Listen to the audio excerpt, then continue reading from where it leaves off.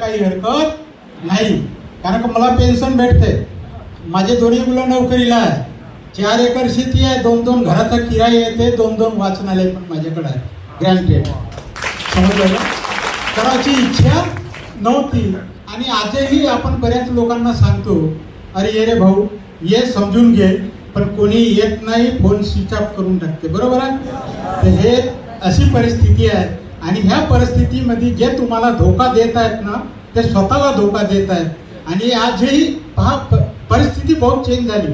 याच्या 10 वर्षाच्या आधीची परिस्थिती पहा आणि आजची परिस्थिती पहा आणि समोर येणाऱ्या 5 वर्षाची परिस्थिती पहा. आज बी झालेला पोरगा गावामध्ये फिरत आहे यार. त्यावेळेसची परिस्थिती अशी होती, पॉलिटेक्निक झाला तरी नोकरी लागत होती. 10% लोक बेकार पडले आहेत आणि भविष्य आपल्याला दिसते, पण आपण ते सोचत नाही. समजलं का? तर हा बिझनेस एवढा सुंदर आहे. मलाही ह्या बिझनेसमध्ये आल्यानंतर ना, मी 30 वर्ष नोकरी केला. गोव्याला म्हणजे विमानात कधी बसला नव्हता, पण तू 7 वेळा गोव्याला झाला, दुबई झाली, थायलंड झाला.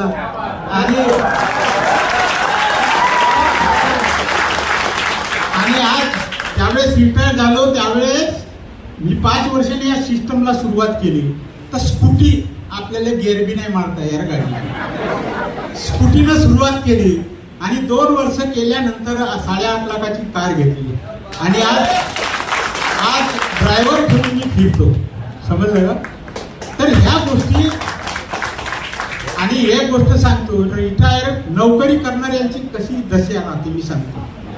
नोकरी काय आहे? फक्त ऍडजस्टमेंट जीवन आहे. जेवढा पैसा येते तेवढा खर्च करते आणि मोठ्या मोठ्या जे बिल्डिंग दिसते ना, फक्त लोन घेते, बरोबर आहे.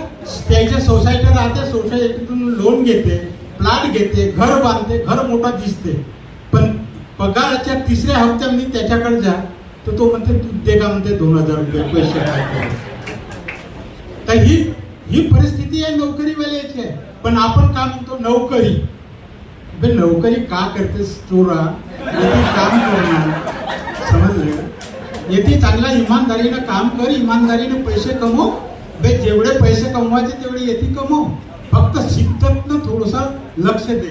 आणि ज्यांनी बी तुम्हाला आणलं, समजलं का, तो तुमचा एवढा 100% विचार करते यार की हा माझा नवीन आलेला माणूस कसा मोठा बनेल.